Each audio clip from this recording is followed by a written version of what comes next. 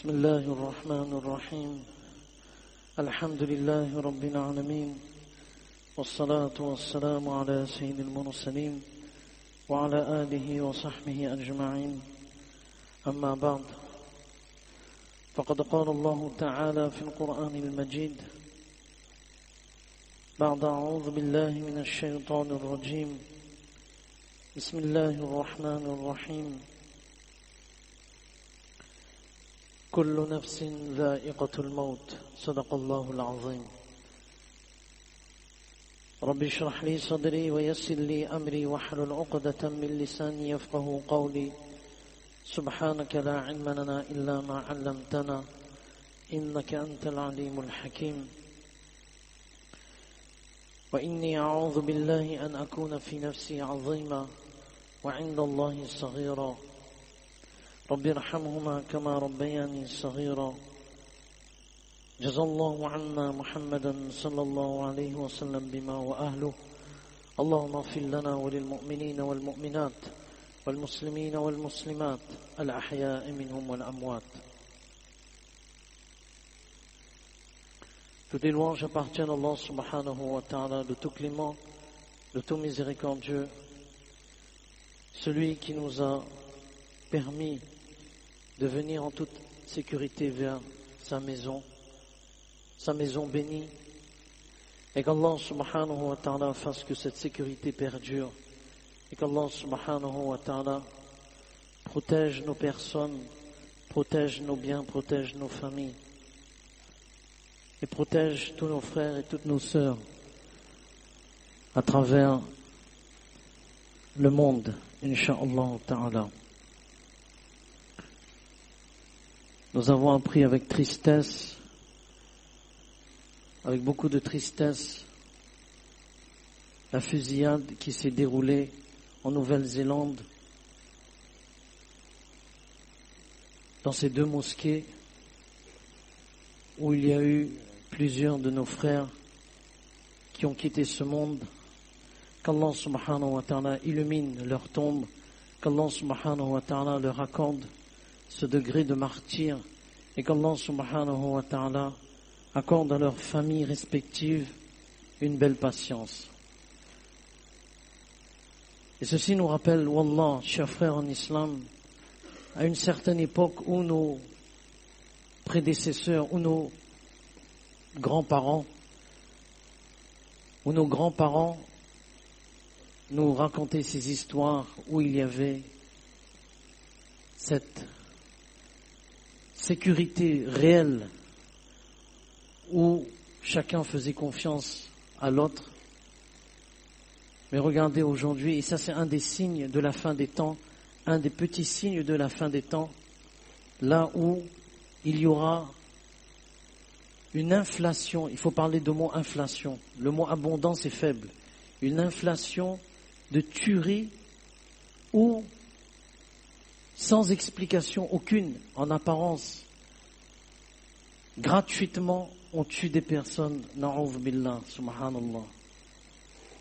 Et c'est pour ça, et ça doit être notre conviction. Il faut parler aujourd'hui de conviction de plus en plus souvent. Ça doit être notre conviction qu'Allah subhanahu wa ta'ala n'est pas injuste. Jamais oublier, jamais avoir ce doute qu'Allah subhanahu wa ta'ala ne fera pas preuve de justice. C'est impossible. C'est impossible. La chose qu'Allah subhanahu wa ta'ala déteste parmi les choses, c'est l'injustice. Et Allah subhanahu wa ta'ala, il n'oublie jamais ses serviteurs. Ceux qui sont décédés dans cette tuerie, Allah subhanahu wa ta'ala leur réserve une place exceptionnelle. Inch'Allah ta'ala, on a cette conviction. Un ami discute avec un musulman, qui n'est pas musulman, et il demande à cet ami musulman, prouve-moi l'existence de ton Dieu. Prouve-moi l'existence de ton Dieu Allah, d'un point de vue rationnel. Alors le musulman lui dit, est-ce que tu as faim? Il dit oui. Cela prouve l'existence de la nourriture. Est-ce que tu as soif? Il dit cela prouve l'existence de l'eau. Il lui dit maintenant écoute bien ma prochaine question. Elle est la suivante. Est-ce que dans ta vie, il n'y a pas eu des moments où tu avais soif de justice et qu'il n'y avait personne pour t'aider, pour restaurer la justice? Est-ce qu'il n'y a pas des événements ou des situations qui font que tu cries à l'injustice? Comment peut-on agir de telle sorte? Tu n'as pas eu ce sentiment? Il dit, oh, combien de fois? Il dit, cela prouve l'existence d'Allah. Parce que lui n'est pas injuste. Tôt ou tard, quelqu'un peut se sauver d'un tribunal. Quelqu'un peut soudoyer le juge. Quelqu'un peut tirer profit de ses alliances. Et nous le savons tous, que ce soit dans le domaine de la politique ou dans tous les domaines.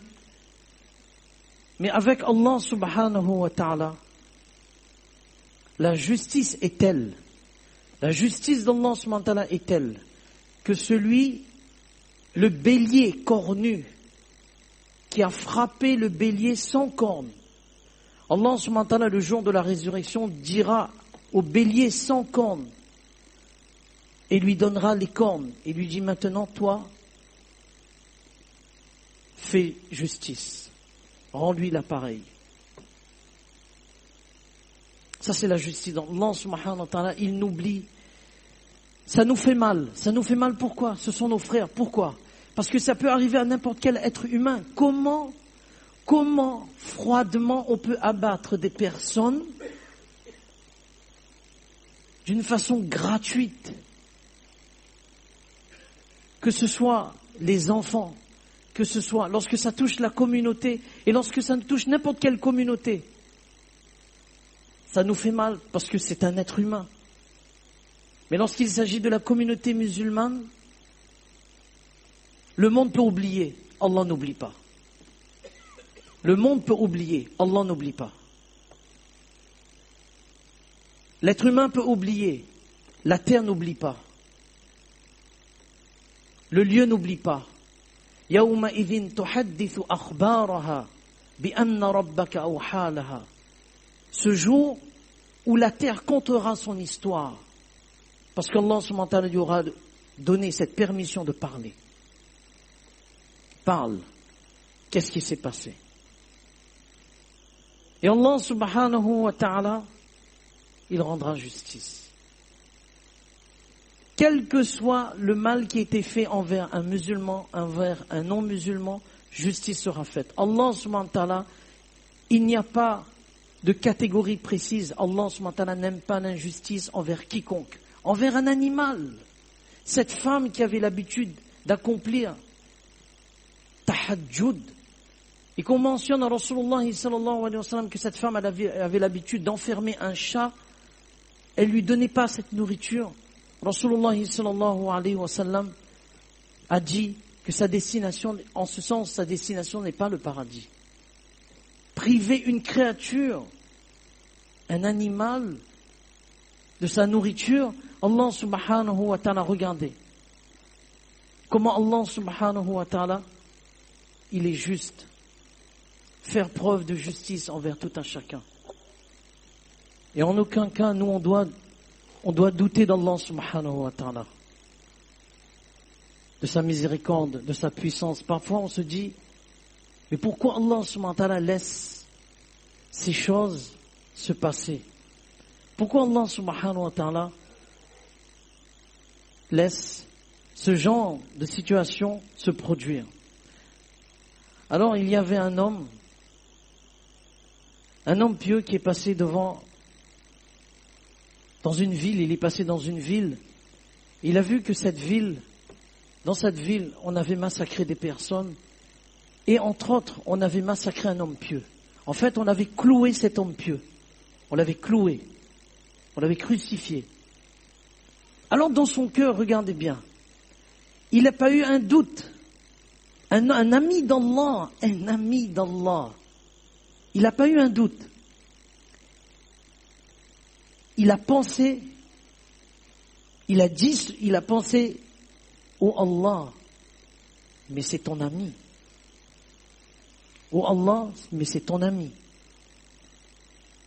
Alors le soir, il s'est endormi et il voit cet homme pieux, Allahu Akbar, dans une situation de félicité et de tranquillité exceptionnelle, dans le plus haut degré. Les illiyin, dans le plus haut degré. Il dit, voilà ce qu'on a réservé à notre ami. Voilà ce qu'on a réservé à notre ami. Le croyant, il est toujours gagnant. Bien sûr, le croyant, il ne va pas faire dua. Wallah, parce que je connaisse une telle mort. Non, il demande toujours la afiya. Il demande toujours la afiya.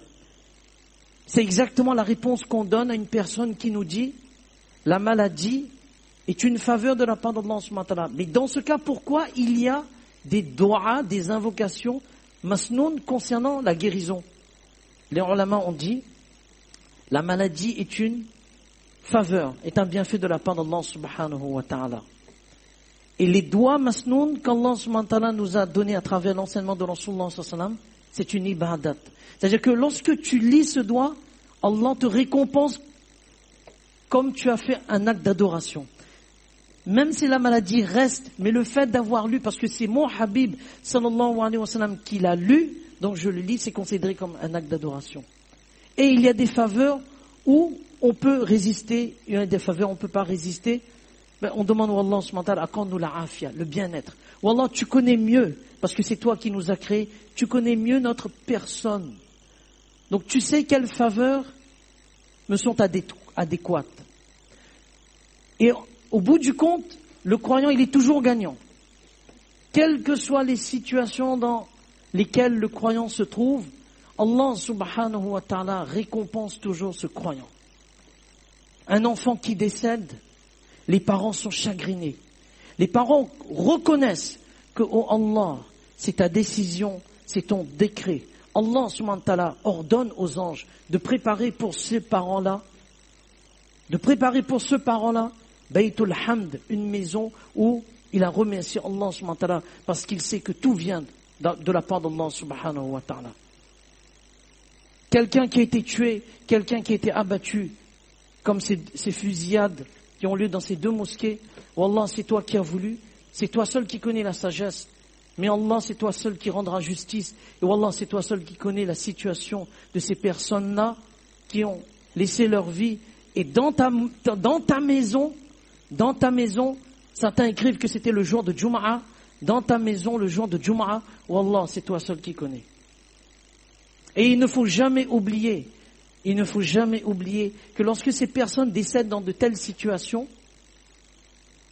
c'est comme si un moustique qui vient, il se pose en ce sens, il se pose et il te pique. Voilà. Voilà la douleur. Subhanallah. Donc c'est pour cela, jamais douter de la miséricorde d'Allah. Jamais se dire, mais où est Allah? Parfois on entend, les personnes disent, où est Allah? Et dans tout ça, où est Allah? Et certains rejettent même et renient iman. Renient iman et rejettent ce iman. Où est Allah dans tout ça? Mais qu'est-ce qu'Allah fait? Non. Allah il connaît. Et c'est ça, iman. Il y a ce visible, mais il y a cet invisible. Et cet invisible-là, c'est ça notre force. La première qualité qu'Allah subhanahu wa ta'ala décrit concernant les pieux, alladhina yu'minuna bil ghaib, c'est ça. Iman, c'est ça. Il faut croire pour voir. En dehors de iman, il faut voir pour croire. Ça, c'est pas iman. Iman, il faut croire pour voir. C'est pour cela, Rasulullah sallallahu alayhi wa sallam, qu'est-ce que Rasulullah sallallahu alayhi wa sallam dit? Lorsque l'âme du croyant sort, elle est accueillie par deux anges qui la font monter. Ça, c'est un autre monde. C'est un autre monde, un monde merveilleux. La mort pour le croyant, bien sûr, on demande à Allah, accorde-nous une bonne mort. La mort en elle-même pour le croyant, Allahu Akbar.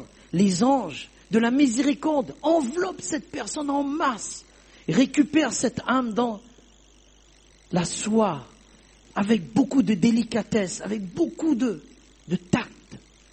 Et il l'amène, qu'il la font monter. Rasulullah sallallahu alayhi wa sallam, ensuite il dit l'odeur agréable de cette âme.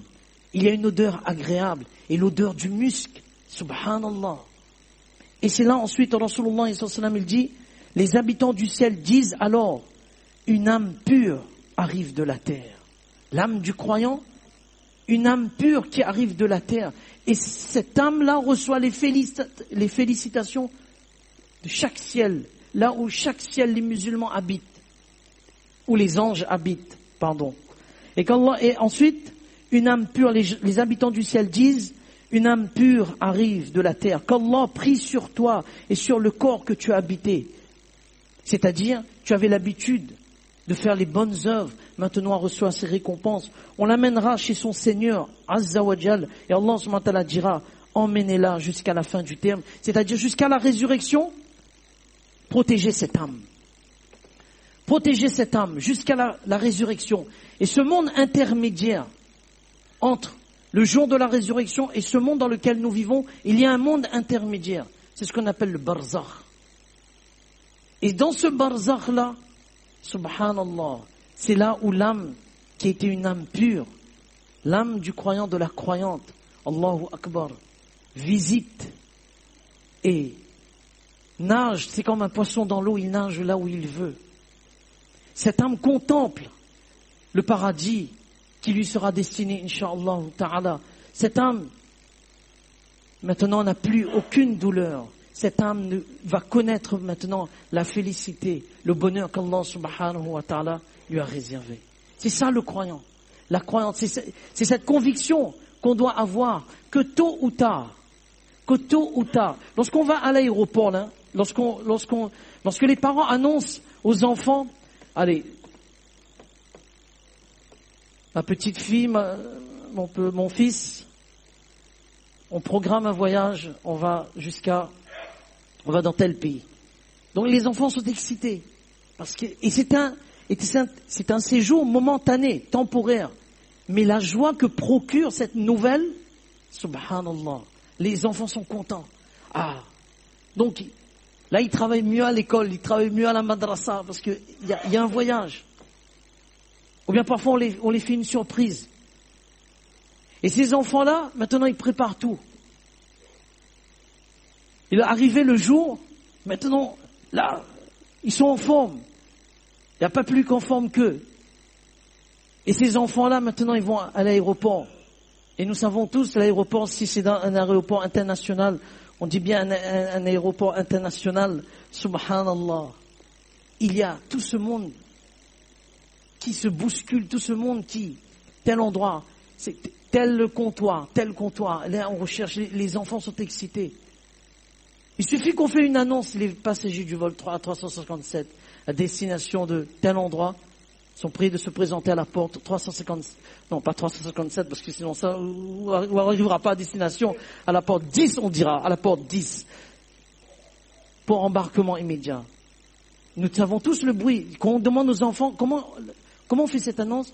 Ding, ding, ding. Passengers to flight 643. To Detroit, New York, New Jersey, please proceed to gate number 4 for boarding pass. Thank you. Les enfants, Et dans le paradis, on sait que c'est un séjour momentané. Mais dans le paradis, c'est quoi? Yunadi munadin. Inna lakum an tasihhu fala tasqamu abada. Wa inna lakum an tahyaw fala tamutu abada. Wa inna lakum an tashibbu fala tahramu abada. Wa inna lakum an tan'amu fala tab'asu abada. Lorsque les gens vont dire que ta destination c'est le paradis, les gens vont être excités. Et ils vont se ruer. Et on va faire cette annonce. Il vous appartient d'être toujours en bonne santé sans jamais connaître la maladie. Il vous appartient de vivre éternellement sans jamais mourir. Il vous appartient d'être jeune sans jamais vieillir.